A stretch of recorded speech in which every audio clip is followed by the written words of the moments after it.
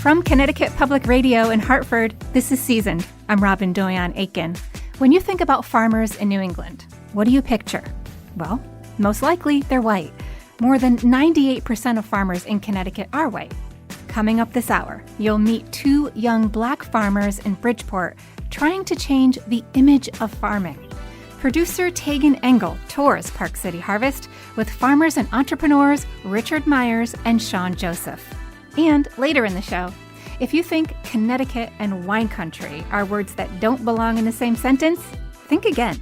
On a recent episode of Connecticut Public's Where We Live, we heard about two local vineyards and explored how Connecticut's landscape impacts the flavor of local grapes. Yes, our tiny state has a terroir.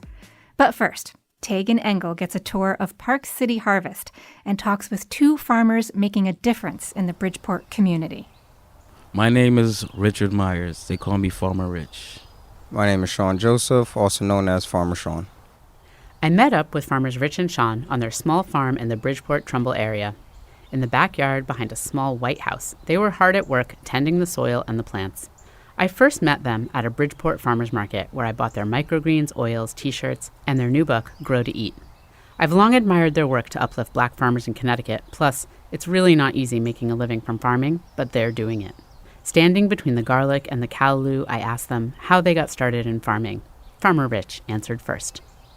We both have similar stories when it comes to how we got started in farming. My grandmother started me off at a young age. I grew up in Jamaica, so that's where we eat off the land. She also taught me business as well. She was a lady that bought a lot of stuff from America and brought them to Jamaica and sold them at a different rate. And she was also talented at gardening. So what I did was when I started a business, I wanted to do something that was tapped in with her in a way because she had passed away. So I wanted to do something that would help the environment as well as be tapped in with her. And that's what led me to this here.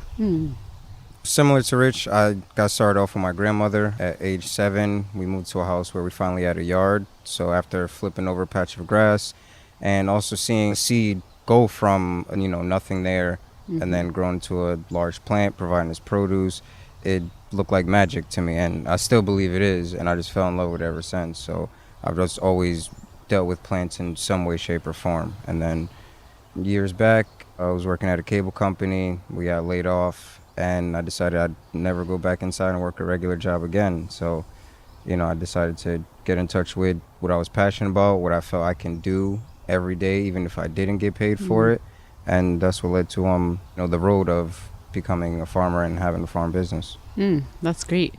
So how did Park City Harvest start? And tell us a little, what is Park City Harvest? Well, it started in Naugatuck Valley Community College, same college that we met at. We were the two only African Americans in the program. We had a teacher that taught us that you can make a good amount of money off of tomatoes. And we looked at each other and was like, hey, we're going to start a business. So we went to feed the neighborhood as well as get paid to feed the neighborhood. And as we were in the business, we noticed that we were the only people really in this industry, in our neighborhoods especially. So one of our main missions was to change the image of farming. And we've been on that road ever since. So, could you tell us a little bit about what are some of the components? You have a farm. Tell us a little bit about the farm and what you do with the farm. What are you growing? How are you getting it to people? We're attempting to grow a variety of different herbs, leafy greens, and some produce. Primarily stuff that is what we say cultural appropriate. So based off the population in our neighborhood, so we grow in different things like sorrel or okra, a lot of different leafy greens, some callaloo, things like that. And the reason why I say attempt is because we've managed to protect our crops from the deer that have come in previous years. And it just seems the groundhogs woke up a little extra hungry this year, so they've found or made little holes in the fencing. But we do have a heart trap. As you guys can see, we've been starting to try to capture them. Yeah, you caught one this morning. It's right over there in the trap. Yeah, so along with growing the produce, we do make products from them. So from our peppers, carrots, and cabbage, we'll make something called pickles, which is from my Haitian background. And we also do make different types of infused oils with rosemary or garlic and chives or thyme or sage, things of that nature. And outside of growing here on the field, we do have an indoor setup where we do microgreens. So along with either selling to small local restaurants or food truck owners, we also do have a microgreen subscription to where people can purchase them almost like any other monthly subscription that you would be able to purchase. Yeah. Part of why I wanted to talk to you both is that in addition to being great farmers and being Black farmers in Connecticut, you also seem to be amazing entrepreneurs. And you have some really good mottos. Part of being good entrepreneurs, you also do good social media. And I love that you're farming for financial freedom is one of your mottos. Can you talk a little bit about what that means for you and why that's so important? Because a lot of people in our community, they really assume that farming is tied into slavery somewhat. So what we're doing is changing that format, right? So if you're farming for financial freedom, you're basically farming your own money. You're growing your own money, which is you're growing until the point you're growing enough income as well that you're financially free just from growing your vegetables and you're growing your plants. Yeah, one saying that we also have is stay loyal to the soil. Mm-hmm. So with that one, it has a few different meanings, but one, like literally staying loyal to the soil itself, I always feel, because people always ask about different issues or problems that they have with their plants, and I always go straight to the soil, because a lot of times that is the source of it, and it is the foundation. It's the foundation of all the building blocks of life. So it's all about staying that, and it's also a term as far as staying loyal to your community, to your neighborhood, to your family, whatever it may be. So whatever source you came from, just in a sense staying loyal to that. Right. I love that they're both about nourishing, like when you say in terms of the health of the soil, like that it needs to have all the right nutrients in it so the plants can be healthy. When it doesn't, right, then the plants get sick, the bugs come. Because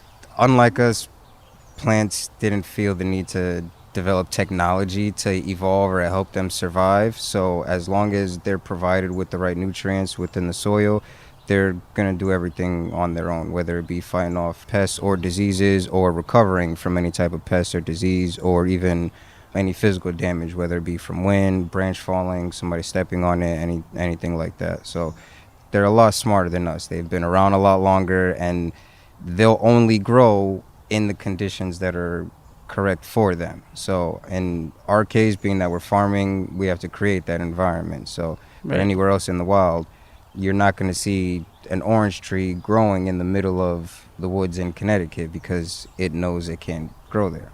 Right, right.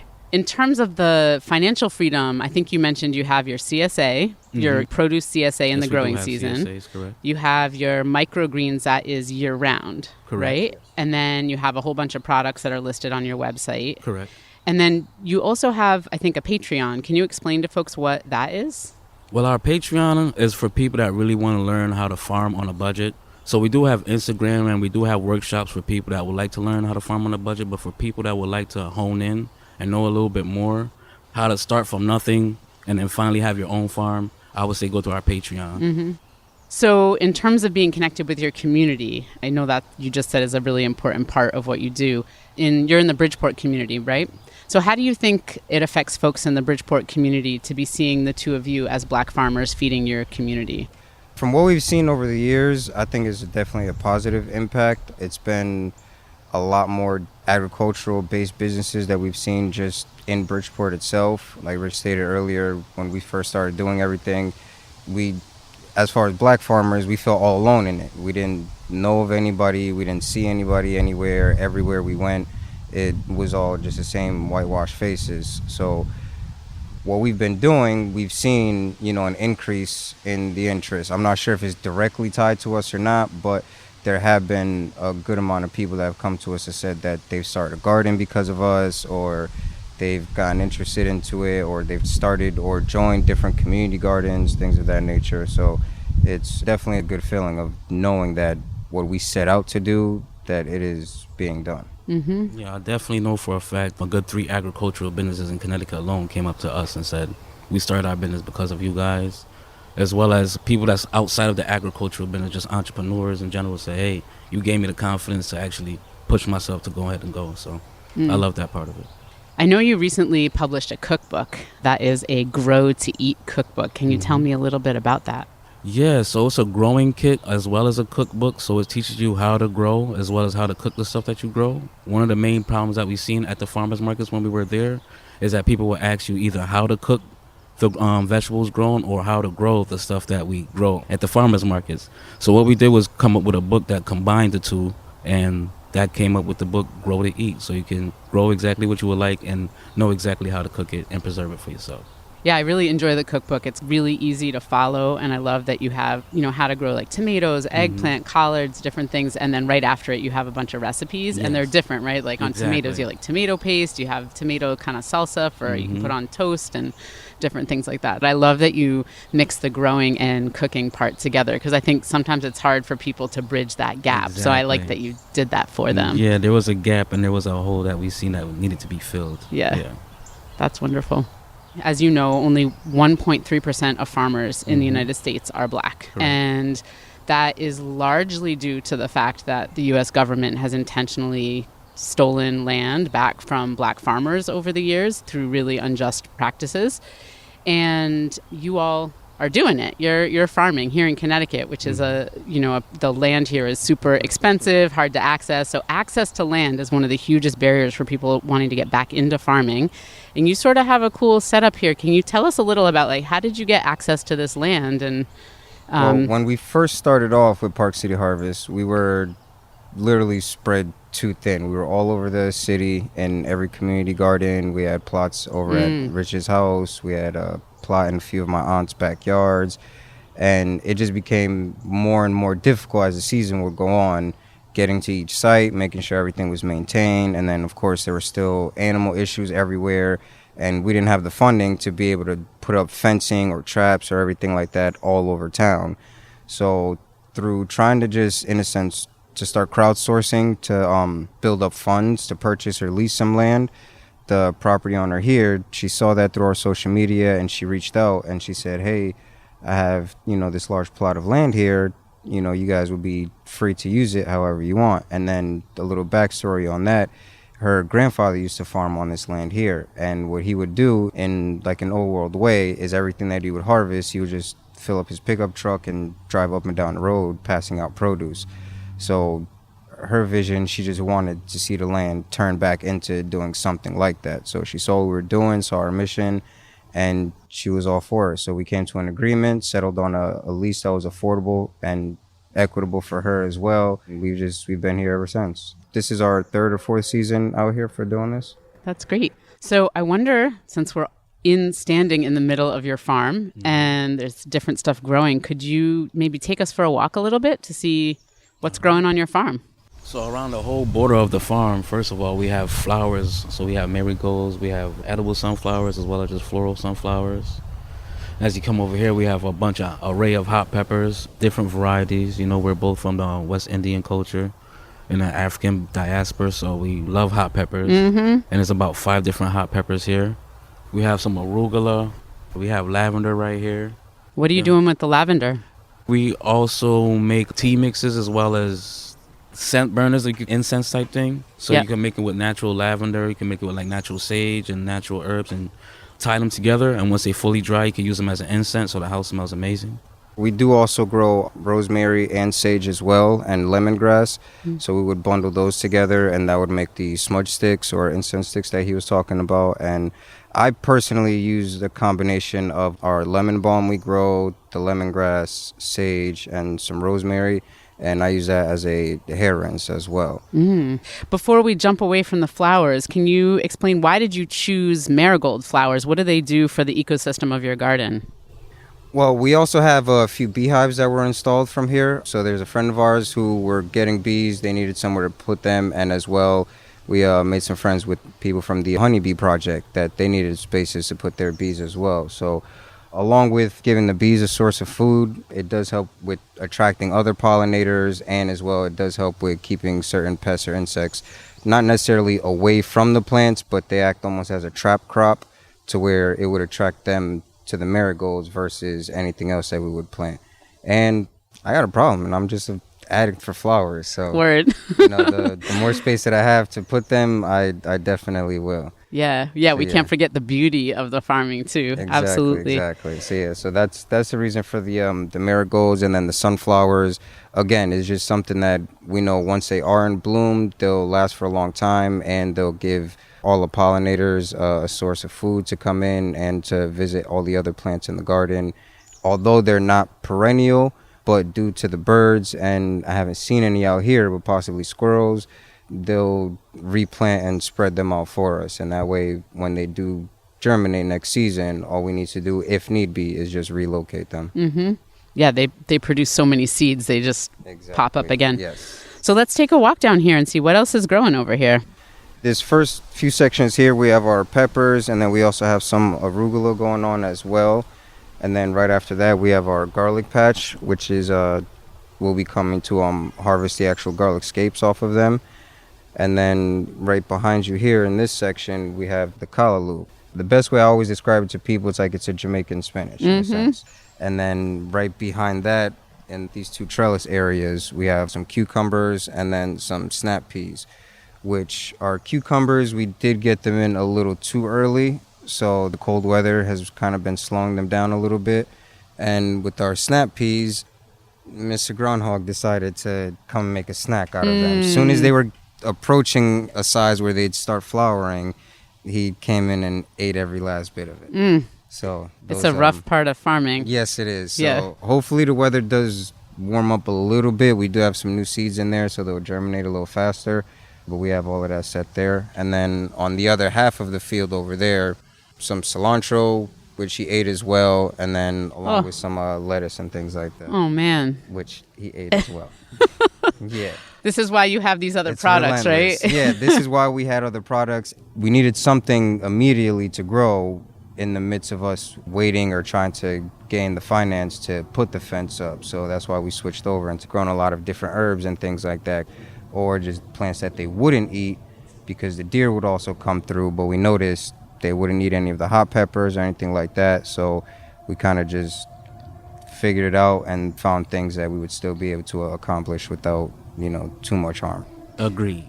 Yeah, like in the middle of our garlic patch, we also have some okras, some red okras. Then we have some lemongrass as you go further down. Then it's like a whole bunch of herbs like thyme, sage, rosemaries. Yeah, we have mint, we have collard greens, we have kale, we have a few mustard greens, we have carrots, a few spaces for cabbage, and then there's Jamaican sorrel, some borage. What do you do with the sorrel? Sorrel, use it to make a tea. That's the main source of it. It's a sorrel that you usually don't grow that up in Connecticut area, but if you start off early enough, you'll be able to do it, and that's a rare one right there to have. Along with the sorrel, in between each of them, we have some borage planted as well. One is just another herb that will be processing this year for tea bags, and also it is one of the favorite flowers of the bees. So again, we always have them in mind as well. So that's why we interplanted the sorrel and the borage as well. Yes. This taller one here is the sorrel? Yes. And is that the sorrel that is going to have the red flowers? Yes. Is that type? So it's like a type of hibiscus, right? Yeah, hibiscus. Yeah. Family, yes. So just to distinguish that this is the flower that's used to make the iced tea. Correct. Yeah. And when you make your sorrel tea, do you add spices to it? This is going to be the first year that we do it, so we're excited. Yeah, we got to come up with our own recipes. When it's like a traditional Jamaican recipe, yes. But I want to come up with our City Harvest recipe. Well, I love that the practices that you're doing are also helping to get carbon to stay in the soil, and you're not putting like toxic fertilizers on, and you're intercropping things. Like all those things also help. We have our own vermicompost. Vermicompost is basically worm castings. You feed the worms food, you feed the worms stuff that you have on the field, and they'll break that down, and the castings are used as natural fertilizer. So you have your worms working with you on the farm. That's great. Might as well just use nature to help you out with your plants. That's right. So we just keep everything in a continuous cycle in a loop. So any weeds that we pull out or any vegetable scraps, that goes into the vermicompost and then goes back into the garden. That's great. Well, I know another part of what you all do is that you work on building supports and coalitions of Black, Indigenous, and Brown farmers. And I'm wondering if you can talk a little bit about how are you doing that and why are you doing that? Well, I think it's important because, as we stated, traditionally from our community, everybody equates farming into slavery, so that keeps a lot of people away. We have been working to change that aspect of it. And as well, a lot of the farmers that we even ran into from the New Farmers Coalition or the BIPOC Coalition, they had the same sentiment as us. They felt like they were alone out there, that there weren't any other minority farmers and things like that. I feel having us all together, one, we're able to keep our spirits up with each other no matter what we go through, because whenever we do post anything about the groundhog eating stuff, we always get tons of different suggestions or just tons of support. And we're always stronger together. So one idea that we have been bouncing around with each other is having like in a coalition sense to where we would pull all of our harvests together, or if everybody's growing one specific crop, that we would put all of that together so that way we'd be able to market it better or be able to market it to either like a larger source or somebody else who would purchase everything. That's dope. I love it. Thank you both so much for letting us visit your farm. I know you got a lot of work to do, so appreciate you taking a break to give us a tour and tell us about your special operation. No problem. No problem. Thank you. Thank you for coming. That was seasoned producer Tagan Engel talking with Richard Myers and Shawn Joseph, Farmer Rich and Farmer Shawn. They are changing the image of farming one plant at a time at Park City Harvest. You can find them in person Saturdays at Reservoir Community Farm in Bridgeport. During the farm tour, Shawn said Park City Harvest has some hives from the Honeybee Project. They're based in New Haven. Its founder and 2 teenage beekeepers were on our show in 2021 to talk about beekeeping as therapy and as a social enterprise. I'll link to the episode on our show page, ctpublic.org/seasoned. And to learn more about Park City Harvest and its tenacious stewards, follow them on social media or go to their website, parkcityharvest.com. You'll find lots more info about their mission, their products, and their Patreon there. And you can sign up for a year-round subscription to microgreens, one small way, literally a micro way, that you can support local farmers. I'm Robyn Doyon-Aitken. Farmer Rich and Farmer Shawn are authors too. Coming up after the break, Tagan cooks a recipe from their book, Grow to Eat, a vegetable growing guide/cookbook. This book is really meant to help people make cooking from the farm and garden easy. So if you feel comfortable not measuring, you can just guess. And if you feel comfortable measuring, go for it. This is Seasoned. We'll be right back.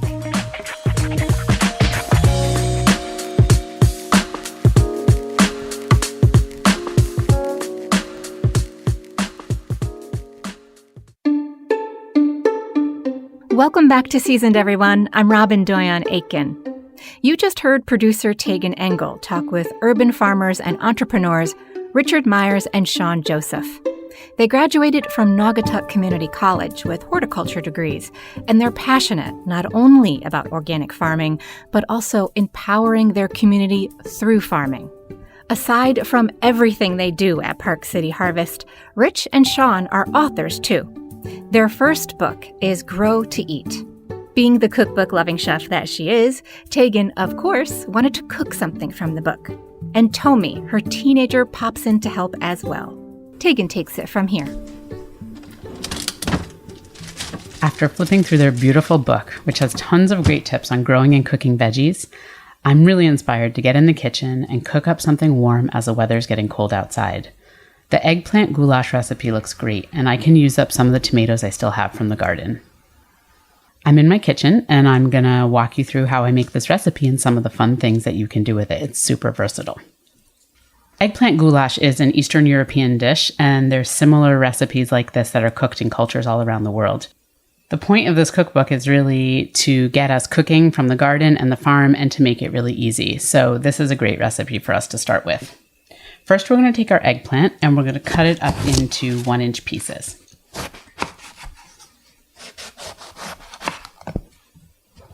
I cut off the ends and then I cut from the top to the bottom to make 1-inch thick slabs. Now I'm going to cut them the long way in strips and then cut them across again to make cubes. For this recipe, you can use 2 medium-sized eggplants or 1 large one. Now we're going to get our pan nice and warm.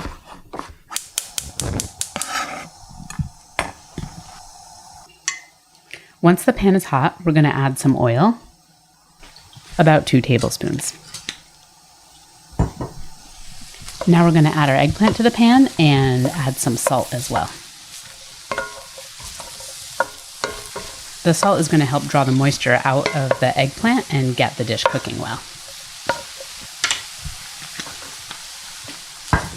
All right, now for our onion and garlic, we're going to chop them up into a small to medium dice and add them to the pan after the eggplant browns a bit.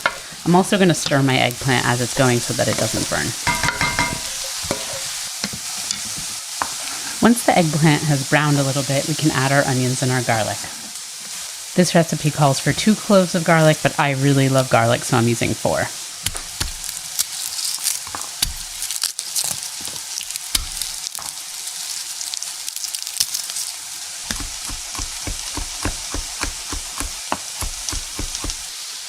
We're going to cook up the onion and garlic till it gets translucent on about medium-high heat. We don't want it to burn, but we want it to cook kind of quickly. I love recipes like this because they're such a great base and you can really season them any way you want, and you could add proteins and kind of whatever you have in the kitchen. So feel free to add some zucchini, some beans, different spices, and I'll tell you some other ideas as we get going. But that's a great way to make this dish work with whatever you have on hand. So let's get our spices going. We're going to add some cumin, some ground caraway seeds. Hello? Hey, Tommy, you want to come cook with me? Yeah. All right. My teenager just walked in the kitchen and I actually need a hand, so they're going to help me. Tommy, can you help me cook? Of course, happy to. All right. Can you stir that up and also add in some paprika? We have our cumin, we got our caraway seed, and give it some paprika. And then I like it a little spicy, so this is not in the original recipe for the book, but I'm going to add a little pinch of red pepper flakes. More paprika, or is that good? A little bit more. It takes about 1 teaspoon. We're sprinkling and approximating, which is a great thing to do. This book is really meant to help people just make cooking from the farm and garden easy, so if you feel comfortable not measuring, you can just guess. And if you feel comfortable measuring, go for it. All right, great that you're stirring up, because while the recipe calls for a can of crushed tomatoes, I actually have some tomatoes from the garden that I need to use up, so I'm going to dice those up while you're stirring. Tommy, how's the dish looking to you? It's looking pretty good right now. The onions are starting to get a little bit translucent, and everything seems to be browning really nicely. Great. I love when kids show up at just the right time to help. And when they're helpful. Tommy, what are some things that you like to cook from the garden? Oh my goodness. What is there that I don't like to cook from the garden? Especially things with peas and tomatoes. All of those fresh flavors blend really, really nicely together, especially with a starch. Obviously, they're great in pasta, tomato sauce, but also like using fresh peas in a pesto, or combining peas and sprinkling them into a dish that has lemon, maybe a little bit of feta cheese, things like that. Yeah, the other night we made this dish, the same one we're making now, and I made it on polenta, like a cooked cornmeal polenta for the family. Knowing that Tommy's not such a big fan of polenta, I made some pasta for them, so it was really versatile for the family meal. All right, now we're going to add our tomatoes. First, we sauteed our spices to activate their flavor in the heat and the oil, and now we're adding our tomatoes. So this recipe also calls for some broth, and I like to use the Better Than Bouillon broth, which is a concentrate, and then I mix it with water. If for some reason you don't have broth, you might just want to use a little more garlic and salt and pepper. All right, now we're going to season with a little more salt and pepper, and then we're going to let it simmer and see how it tastes in about 20 minutes, and then adjust the seasoning from there. All right, let's stir that up a little bit, and let's get a top on it so that it can cook well. We're going to bring the heat down to low, or like a medium low, depending on your stove. Cover the pot and let it simmer for about 20 to 30 minutes. Then I usually like to check it once in the middle, maybe adjust the seasoning and let it cook a little more. In total, it might cook 30 to maybe 40 minutes.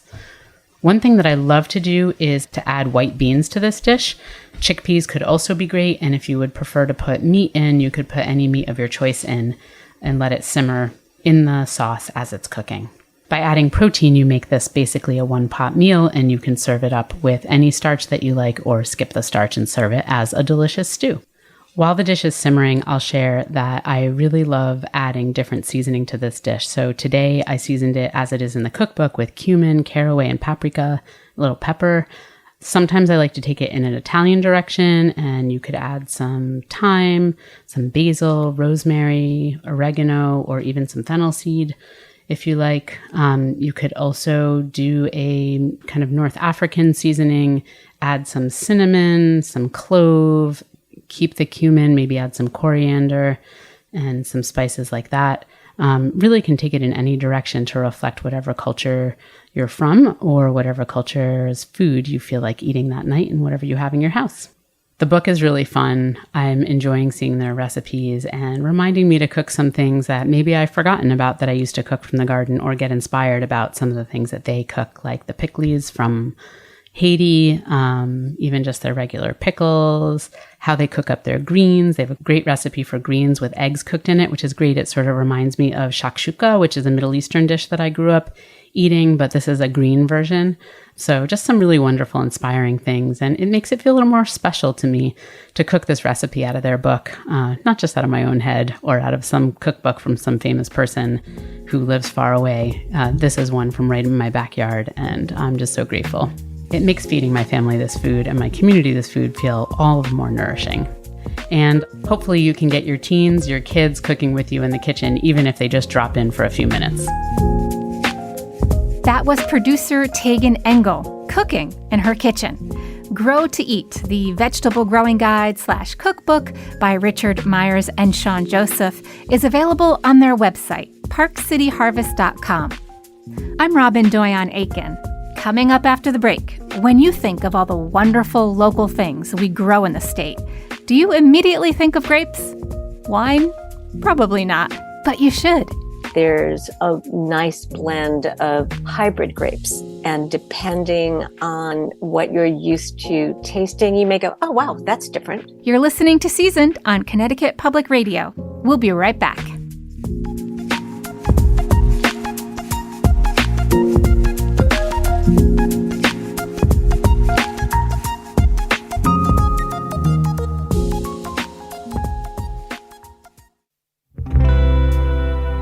Welcome back to Seasoned. I'm Robyn Doyon-Aitken. When I think about local Connecticut food, I think about honey and maple syrup, oysters, apples, squash, lobster rolls, pizza, cider donuts, all the delicious things that we're known for. I don't automatically think of grapes, but there are 45 licensed farm wineries in our state. That's 45 spots where at least 25% of the grapes are grown on site. I wanted to share some highlights from a recent Where We Live conversation all about Connecticut's wine country.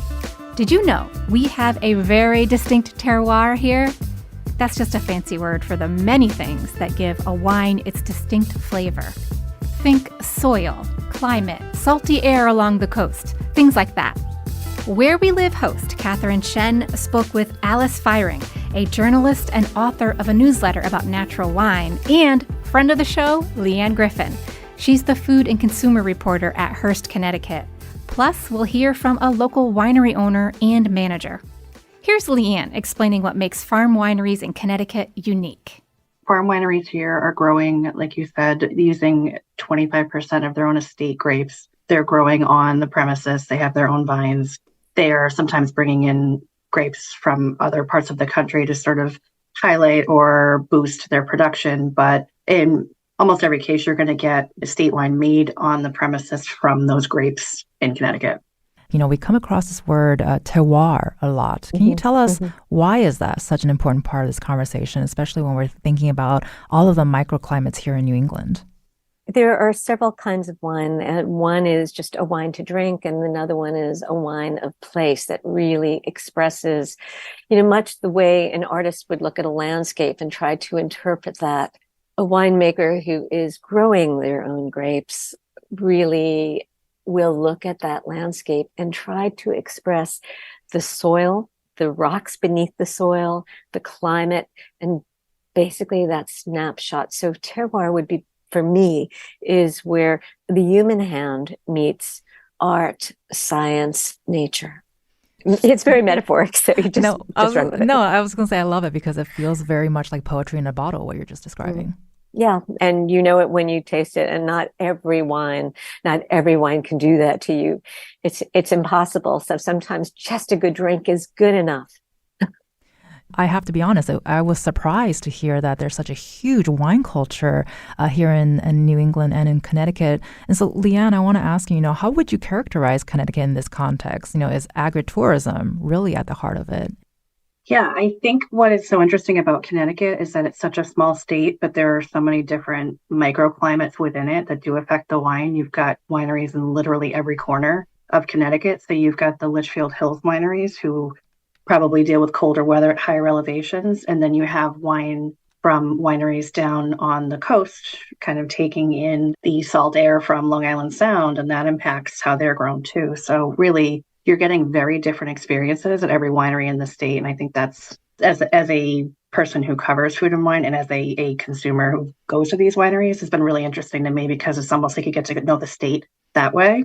Right. And like I mentioned earlier, I just did not expect to learn more about Connecticut through wine. It was just, my mind is still very much boggled by it. And Alice, what would you add to this, about Connecticut's role in this revolution? There are such different microclimates, but also there's not only grapes, but there's also a great deal of fruit wineries. And I just kind of love the way Connecticut is bringing in all of these under one umbrella. That's kind of new to the consumer and kind of fun. One of the things that's happening in the wine world is there's a lot of emphasis now on fruit wines and other fermentables.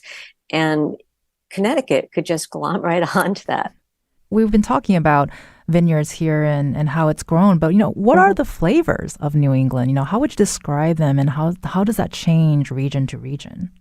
Well, one thing that New England is going to be really known for, whether it's Maine, Rhode Island, or Connecticut, is high acidity. That's one reason that up in Vermont, there are so many sparkling wines that are being offered, because that kind of mutes the high acidity a little bit and also makes for really, really refreshing wines.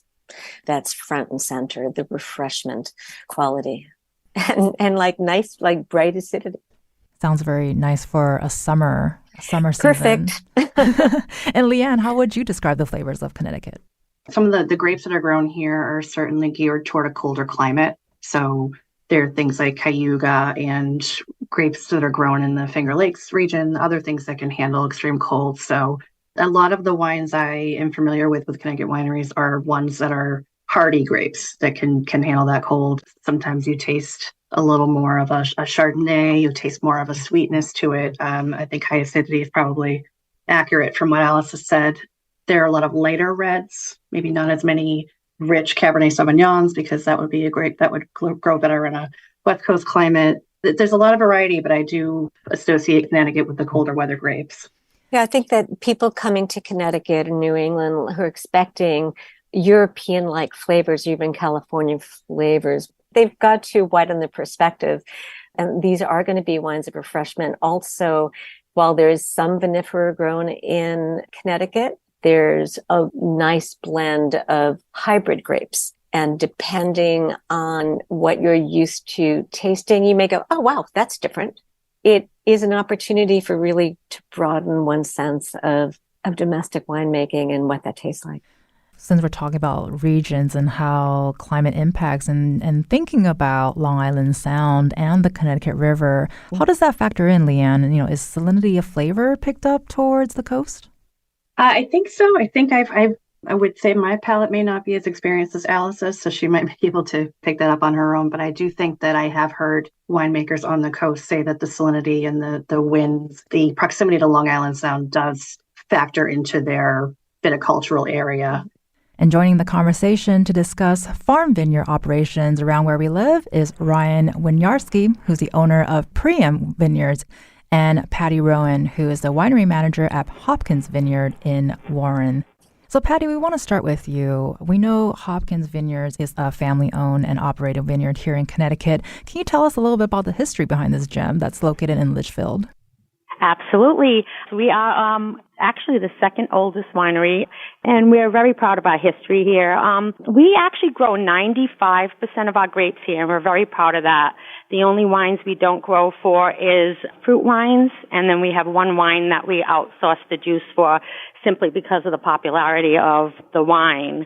But we grow 95% of our grapes here, and we have almost 30 acres of vineyard. It is still owned by the same family that settled here way back in 1787. It morphed into a dairy farm and remained a dairy farm up until 1979.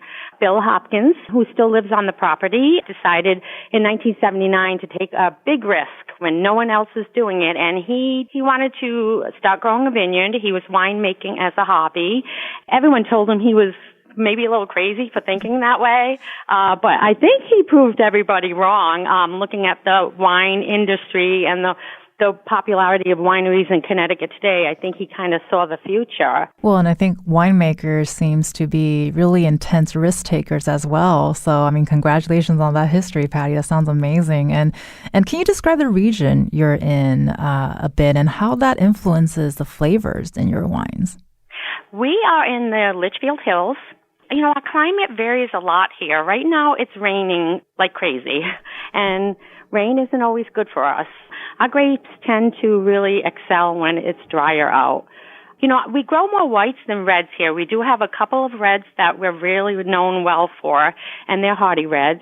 Cabernet Franc is a hardy red that grows well in this area, as well as Lemberger grape, which is, again, a little more of a hardier red. We don't do well with any kind of Pinot Noirs, or absolutely not with Merlots. They just don't grow well in this area. Whites are really our forte. We grow Vidal Blanc, we grow Cayuga, Cheval Blanc, and Tremonetti, and these are all white grapes that really, really grow well around here. And most of our wines that we are popular and we are famous for are whites. They have a really crisp, clean flavor. Our winemaker's been here for 31 years. He not only makes the wine, but he also is responsible for all the growing. He really is kind of the bones of our operation here. That's a little bit about how our wines prosper here. And Ryan, I want to bring you here. You and your fiance Meredith recently took over Priam Vineyards. Can you tell us about that decision and how this first year or so has gone? Sure. We purchased the property July 1st last year, and it was just more about making a lifestyle change. We just decided during COVID, it was we were spending too much time inside. We didn't get that joy of life as much as we wanted to. So we took this on as a challenge and decided it was time to make a new life. And here we are. Well, we were just talking about winemakers being risk takers, and you both certainly took a huge risk with that decision. And it sounds really, really fun and adventurous. And how would you describe the flavors of Connecticut? We're actually in Colchester. We have a bunch of rivers around us. We're on a hill. So there is just a crazy difference to the wines you get everywhere in the state. It's kind of just a challenge to get people to understand how different the terroir and the environment impacts the wine and the winemaking and the grapes that come off the property. So it's a very interesting environment everywhere you go. Patty, can you tell us about how you would describe the flavors of Connecticut and how your environment impacts your wines? Environment's very similar to, I would say, the upper state New York region, is maybe Oregon, Washington. We're lucky enough that we do have those cold days in the winter where our grapes do freeze and we're able to produce a really delicious ice wine. But I think the flavors that we get here, I use crisp and clean a lot because I think the environment up here does give our wine that type of a finish. They just have a completely different taste than if you were to go buy a bottle of white wine in a liquor store, because the environment does give the flavors that type of finish, and the taste is just so delicious and crisp on your tongue, and that's due to the growing environment around here. And Ryan, can you give us an example of how you're innovating on an old favorite with new flavors? Yeah, so like with our Chardonnay, we do very similar where we're part on oak, part on steel. So it gives it a very different flavor from what people traditionally buy in a package store and they are used to a much bolder, huge Chardonnay with a lot of oakiness to it. And I find that most people, when they come in, when they say, oh, I hate Chardonnays, we pour them that and they instantly say, wow, I never even expected a Chardonnay to taste like this. It's a real surprise for them. And we have two other ones, I'd say, like the Riesling and the Gewürztraminer, which really we do in a different style. So they're not as sweet, but they have that sweet, refreshing crispness that we're talking about. And very different, I'd say, from most of the vineyards that people are used to and what they are used to in the New England area. Is going to a winery and having that experience, does that change the taste you feel when they're actually physically there? There is something magical about the environment to begin with. So when you're surrounded and you see the vines and you go up to the tasting room and you get to talk with the people, they really help you kind of understand what you're tasting and what you're experiencing. Yeah, I think so. I think you feel more connected to the wine when you're there. I think you can taste anything from a liquor store, maybe not know the history behind it, but when you're at the winery and you see them, you know, if you're a certain time of year, you see them harvesting, you see them doing the work, you see them out in the vines, you understand just how much work goes into it and how much passion these winemakers have. And the different types of grapes that are grown in the cold weather in Connecticut are maybe not as well known as some of the mass marketed wines from California and the larger wine markets. So you really do get a learning experience when you do go to these wineries and try new things and sample. So bring a notepad and pens is what you're saying, right? When you're going to these tastings. Or at least snap a shot of the bottle. That's the best way to remember. There you go. And Patty, we know both Hopkins and Priam Vineyards are stops on the state's passport to wine country program. What are your thoughts about agritourism? I think it's really important to the state, and it's really important to our customers. Connecticut Wine Trail Passport is something that our customers love to do.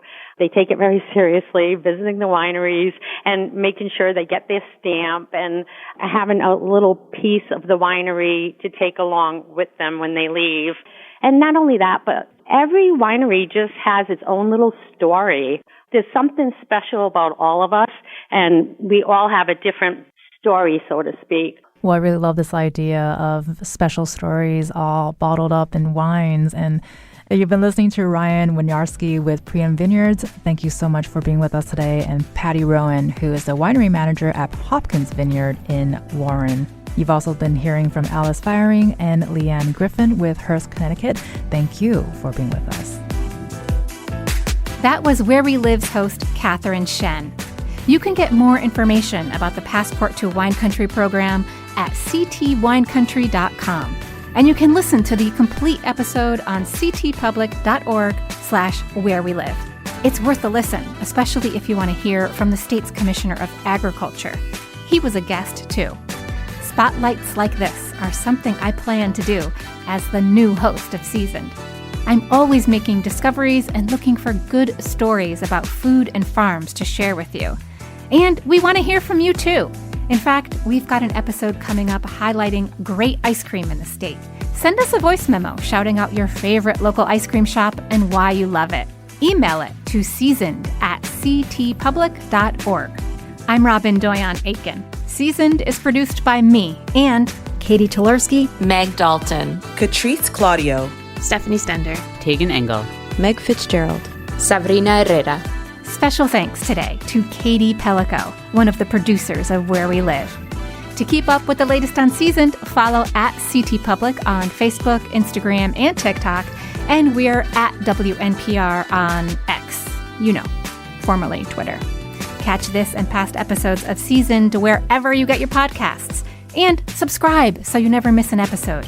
And a reminder, every month I feature recent episodes, recipes from cookbooks I love, and gardening tips from Charlie Nardozzi in Full Plate, our newsletter for foodies. Go to ctpublic.org/newsletters to sign up. Thanks for listening, everybody.